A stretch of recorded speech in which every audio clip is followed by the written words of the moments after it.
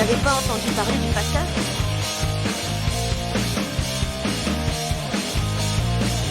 Les nouvelles du facteur.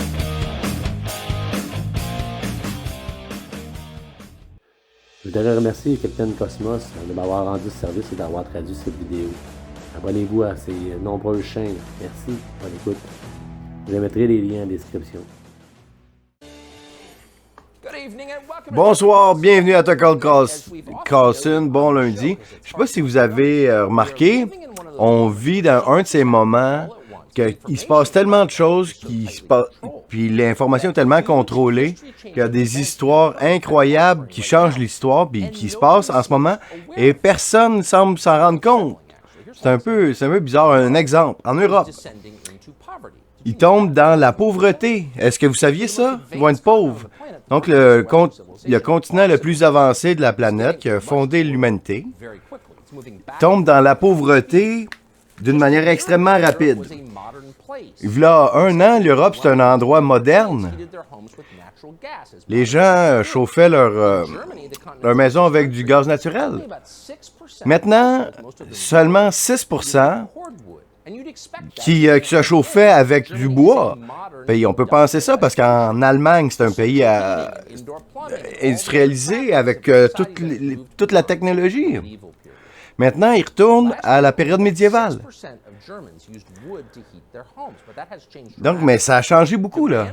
La demande pour le bois a augmenté tellement qu'il n'en reste plus. On ne peut pas avoir de bois. Donc, il y en a des Allemands qui vont dans le bois couper leur propre bois comme leurs ancêtres pour se chauffer. Regardez. Donc, il y a des gens en Allemagne qui prennent les choses en main. Puis, on dirait que c'est un retour en arrière. Mais à 2 heures de Berlin, il y a des gens qui vont se chauffer avec du bois. Puis on doit s'organiser. Puis si on se fie au gouvernement, on n'aura pas de succès. Et puis ce burner va donner l'électricité pour tout le village. Donc ils appellent ça du biomasse, mais c'est du bois. Ils brûlent du bois, comme ils faisaient dans la période médiévale. C'est ça en Allemagne. Puis en Pologne, les gens sont en ligne pendant des jours pour acheter du charbon. Les gens sont en ligne en arrière des mines de charbon pour avoir de l'essence. Les gens dorment dans leur voiture. Là, il y en a un qui dit, je me rappelle l'époque communiste, mais je ne pouvais pas penser qu'on pouvait aller à quelque chose de pire. Puis là, quelque chose d'encore pire arrive. Puis en France, ils ont dit qu'ils étaient pour rationner l'énergie. Puis l'année passée, il y avait tellement d'énergie qu'ils l'exportaient. Maintenant, il n'y aura plus assez de chaleur pour chauffer les gens en France. Puis en Angleterre, 70% des restaurants sont supposés de fermer parce que quand l'hiver va arriver, ils ne pourront pas garder les lumières allumées. Puis ça arrive dans tous les pays d'Europe. Puis la question est pourquoi ça arrive? Puis la réponse est simple. Il y a un rationnement d'énergie. Et l'énergie est essentielle pour la prospérité, la sécurité, vivre longtemps pour les citoyens et tout. Est en lien avec l'énergie pas chère. Puis là, tout s'écroule vraiment rapidement. Le coût de l'énergie va augmenter de centaines de pourcents dans les prochaines semaines. Donc, le prix de l'électricité vient de monter en haut de 1000 € pour le kilo-heure. Il y a quelques semaines, c'était 700 €. Puis c'était déjà une raquette. Donc, le prix a monté de 50% en une semaine. En France, l'électricité a monté de 25% en une journée. Le vendredi passé, imagine si ça vous arrive à vous. Voilà ce que l'Europe a l'air ce soir. En Europe, on ferme les lumières sur les grands monuments parce qu'on est dans l'été chaud, mais cet hiver, ça va être très froid. Le prix de l'énergie qui monte d'une manière incroyable et met la Russie comme ennemie. Là, il dit que c'est une guerre hybride, Emmanuel Macron. La Russie utilise l'énergie comme une arme de guerre pour mettre de la pression. Donc, le prix de l'essence a doublé. Le gaz naturel, 7 fois plus cher. 7 fois plus cher. Donc, si vous n'avez pas de gaz naturel cheap, vous ne pouvez pas vous occuper du continent. Donc, si vous vivez dans une ville aux États-Unis, peut-être que vous n'avez jamais entendu parler de ça, parce que vous pensiez que là, les énergies fossiles, c'était fini, là. Parce que les gens d'Avos, ils nous ont dit que c'était ça, parce que l'énergie verte, c'est ça le futur, c'est ça, c'est maintenant l'énergie verte. Là, le mois passé, au World Economic Forum, on devait sauver des milliards dans le prix de l'énergie en faisant le switch vers l'énergie verte. Mais il n'y avait aucune idée de ce qu'il parlait. Il n'y avait aucune idée. Le sujet qu'il parle, ils ne savent pas de quoi il parle. Les énergies renouvelables ne peuvent pas remplacer les énergies fossiles. Pas maintenant, pas proche, on n'est même pas proche. C'est vrai depuis que l'Homo erectus a fait le premier feu il y a 1 million d'années. L'énergie verte, on n'est vraiment pas proche de remplacer le gaz et l'huile et le charbon. C'est mesurable. On aurait pu le savoir. N'importe qui a des maths de 8e année aurait pu s'en rendre en 10 minutes qu'on ne peut pas remplacer l'énergie fossile avec l'énergie verte. Mais il aurait dû le savoir. Puis quand il vous disait le contraire, c'est du parlage pour des enfants, c'était des fantaisies. Le Green New Deal a toujours voulu dire la même affaire, ça veut dire la pauvreté. Et ceux qui poussent le Green New Deal, ils savaient. Ils ne pensent pas que les changements climatiques, c'est un danger. Parce que s'il aurait pensé ça, la première chose qu'il aurait faite, il aurait banni les jets privés. Mais encore aujourd'hui, Al Gore, il se promène encore en jet privé. Obama, il s'est acheté une immense propriété sur le bord de l'océan et il sait que l'océan ne monte pas. C'est un scam, mais ça ne les dérange pas parce qu'ils savent que personnellement, ils n'auront pas à payer les conséquences de leur politique. Donc quand Macron, il dit « c'est la fin de l'abondance », il ne parle pas de lui. Lui, il fait pas face à la fin de l'abondance. Il sera toujours riche, sera toujours protégé. Ils savent pour sûr. Qu'est-ce qui a changé et qu'est-ce qui est intéressant? C'est que maintenant, tous ceux qui portent attention peuvent voir que c'est des menteurs, c'est des fraudes. Et maintenant, toute la population d'Europe savent ça. Donc, Donald Trump, il l'a collé il fait longtemps. Il y a 4 ans, il a fait un avertissement aux Nations Unies et la délégation allemande a ri de lui. Souvenez-vous de ça. L'Allemagne sera dépendante sur l'énergie de Russie s'il ne change pas de son cours tout de suite. Ici, dans l'hémisphère Est, on est commis de maintenir notre indépendance de pouvoir extérieur. C'est la politique formelle de notre pays depuis Monroe. Oh, puis ils rient. Nous autres, on a un parti vert ici. Vous savez pas de quoi tu parles.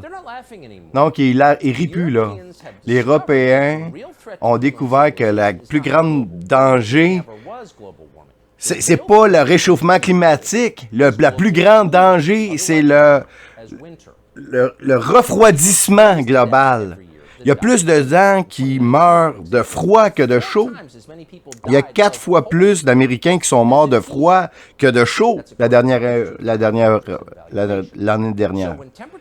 Donc, quand la température va commencer à baisser, dans quelques mois, c'est un très gros problème. Puis ça va être clair pour tout le monde. C'est pas les réchauffements climatiques, c'est le refroidissement climatique.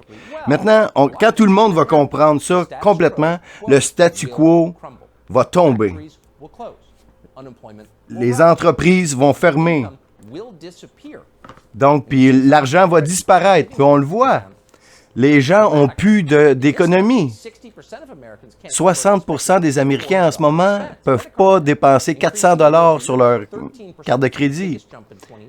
C'est le plus gros danger qu'on voit. Les dettes chez les maisons sont immenses. C'est en milliards. Puis c'est vrai aussi en Europe. Comment le prix de l'énergie a amené tout avec lui? Ben, lorsque le prix de garder votre appartement chaud augmente en plusieurs centaines de pourcents dans un an, tu deviens une personne complètement différente. Puis tu changes tout, tu t'achètes pas un nouveau iPhone à 1400$ ou ben tu te prends pas un cappuccino de plus. Toute l'économie va s'arrêter parce que les gens n'auront plus d'argent de lousse. Donc ce qu'on voit dans le monde, la crise de l'énergie, tout change. Comment les banques centrales répondent à ça? Ben, pas bien. On dirait qu'ils font exprès pour rendre les choses pires. Les Américains ont dit, écoutez pas, regardez pas ce que la Fed fait, parce qu'ils font des bonnes affaires. Dans Associated Press, ils nous disaient, le leadership à la Réserve fédérale est tellement meilleur, est le plus divers que jamais. Il y a des femmes noires, puis gays, tout le monde est là, c'est le plus divers de l'histoire. Donc, relaxez, hey, on s'en occupe, là. Bon, ouais. Mais on dirait que ça ne marche pas. La même banque centrale qui fait l'inflation, et ils l'ont fait, eux-là même, ils montent les taux d'intérêt pour détruire la demande. Mais le problème c'est pas un problème de demande, c'est un problème d'offre. Puis ça tient essentiellement de la guerre en Ukraine. Parce que l'Ouest n'a pas assez d'énergie pour faire rouler son énergie puis sa société. Et ils ont imposé des sanctions qu'ils savaient que c'était pour faire ça. Et ils savaient quand ils l'ont fait. Voici la présidente de l'Union européenne en main. Je veux être clair, ça ne sera pas facile. Parce que certains membres dépendent du gaz russe. Mais on doit vraiment le faire. Maintenant, on va proposer de bannir tout le pétrole de la Russie, de toute l'Europe. Ah ouais, puis toi, tu vas-tu garder ton appartement à 49 degrés Fahrenheit? Puis est-ce que tu vas marcher pour aller au travail? Bien sûr que non. Mais toi, tu dois le faire. Mais c'est pas juste l'énergie qui est affectée par les sanctions. Maintenant, Joe Biden nous a dit que le manque de nourriture est inévitable. Vous vous souvenez de ça? Concernant le manque de nourriture, il va en avoir. Puis, ça va être vrai, là. Le prix des sanctions, c'est pas juste sur la Russie, c'est sur plusieurs autres pays. Également en Europe, puis notre pays aussi. Donc, on devra se serrer la ceinture pour les oligarques d'Ukraine qui, clairement, détestent les Américains parce que c'est la bonne chose à faire. C'est notre mission morale. Est-ce que ça fait des problèmes en Russie? Ben non, non. Ça fait des problèmes à l'Europe. Et maintenant, la Russie a plus d'énergie qu'ils ne savent même pas quoi faire avec. Puis ils le mettent en feu.